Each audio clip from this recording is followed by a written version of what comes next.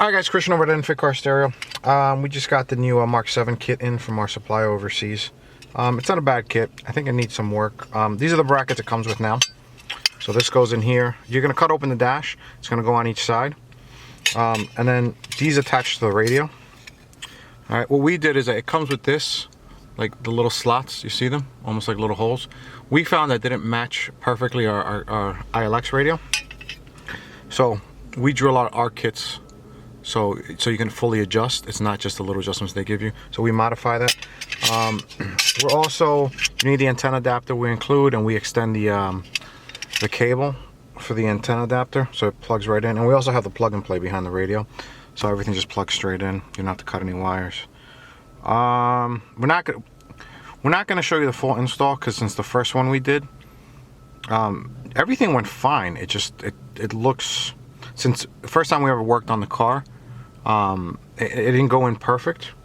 And you know, there was a little trial and error. So I'm probably gonna pull up the video of the first time we pulled out the radio because it was pretty cool. But besides that, you're probably not. And I'm also probably gonna show how do you cut up the dash a little bit because that was a lot of fun. But besides that, we're actually looking for another car to do a full install on. So because now that we know it once, it'll be easy the second time.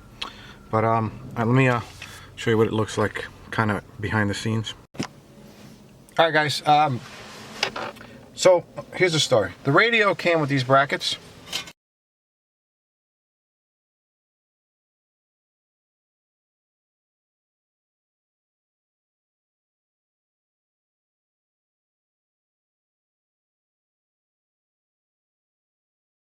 What you're supposed to do, match the L, and this goes in here, and then this goes in here, and then the brackets had little holes in it. We shaved them. The problem is getting all this to line up right was a huge pain in the butt. So I'm trying to make a kit that when you guys get it at home, you're not going to have any problems. You can actually see what we cut here. If you cut it at home, I recommend cutting this whole lip all the way back. It just makes it a little bit easier to slide in. You'll see when I slide it in, it's gonna go in a little tight. You don't have to, but all right. So here's what I did. I took their brackets and I cut little holes in them. Okay. So we're still gonna use these brackets. Where's the R bracket? See, this one has the hole in it. All right. Now I gotta see about getting these brackets made. I can't get them made. I gotta figure out the cost of it. So now I modified one of these brackets that we use every day. Let's see if I can get this in here now. This is my first time doing it, so if it doesn't work the first time and I gotta cut, it's late. Pat's got me here late. He just came in, we were just gonna do the video, and last time he came in, the fitment wasn't perfect. So we're like, oh, let's just play with it, and here we are.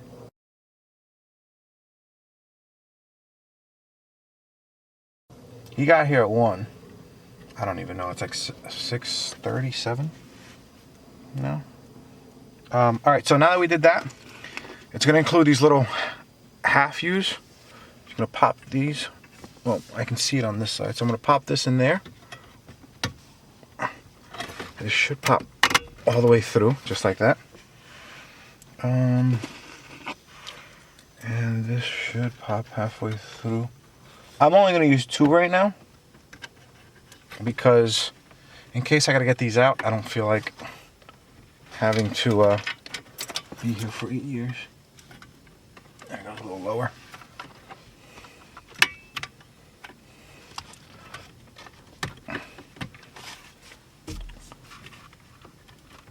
So I chose the wrong tube. What's going on here? See, that's why I didn't want to. Oh no, that one's a little too low. Or is it the bracket? That's the bracket. I got it. This bracket have a lot of wiggle room. Is it the bracket?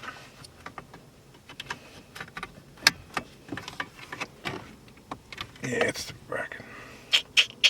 All right, so looks like what I'm gonna have to do is I'm gonna have to re-drill this side a little higher. See, that's why I said I'm only gonna do 1. I'll be right back. Alright guys, we're back. Sorry about that. I'm not exactly sure. This is like I said, I just made these on the fly. So, you know, by the time these are ready to be shipped, you know, it would be perfect. Like these I'm not going to cut up. I'm just going to have someone else remake them. But anyway, so put this kit in here. Ugh, I pushed this bracket out a little too far. Just want to show you guys it's not an easy install until we make the brackets. Because what happened is me and Pat were here really late, and then it was like 11 o'clock at night, and I was like, you know what, it fits nice, it's not perfect, just come back another day and we'll fix it. It's now been like 3 weeks, and it was the first time our schedule, 2 or 3 weeks, I don't remember. I hope it does a Mark 7 video and doesn't post it up. Maybe I'll go home and do it tonight. Maybe I'll do all these videos tonight. Alright, let me do the bottom ones first, because those are the ones going to give me trouble.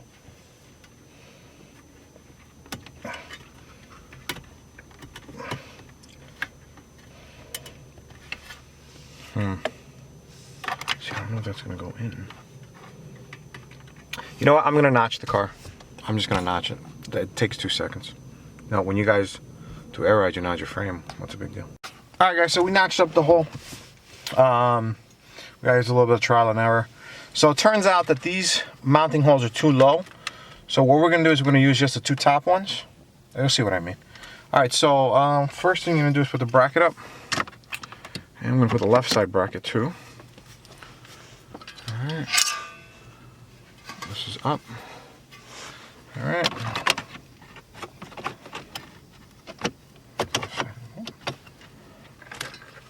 Alright, and then we're going to put the cage in. What's going on is that the 2 mounting holes are a little low, so the only way you can get something into them is if you drill into them. So we're going to leave it in the car now with 2, see if it moves, because honestly once you put this cage in it gets pretty tight, and once you put the radio in it gets even tighter. I think it'll be okay, but you know, you never know. Alright, so be careful when you push stuff in. Last thing you're going to do is get something caught. This goes up top. Hold this one. Thanks, Pat.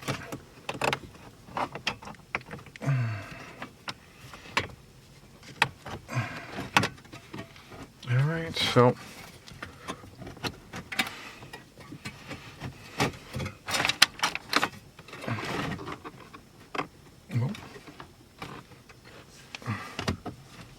what's got caught out there?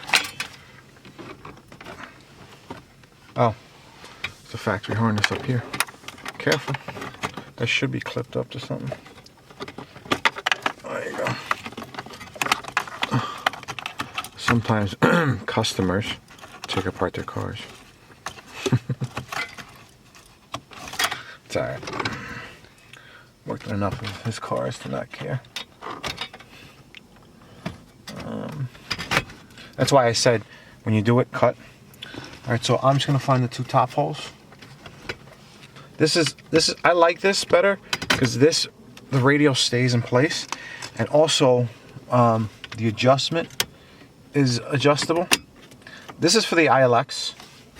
Alright, there's a completely different kit for a regular size radio.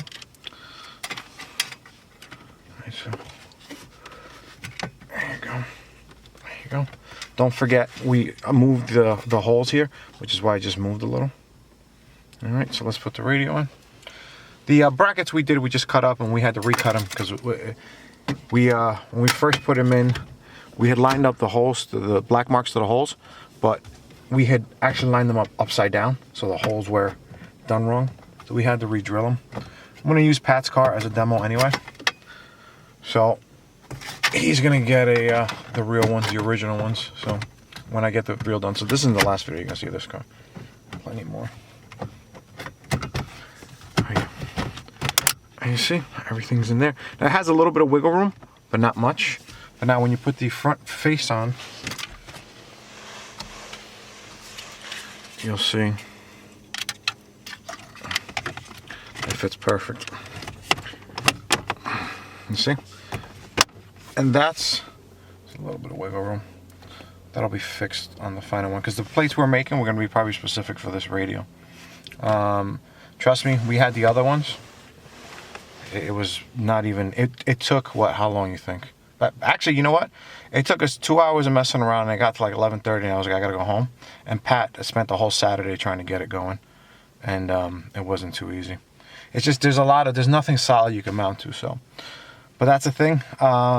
Let me give this thing a spin, and then I'll come back and I'll show you how it, all the functions on it.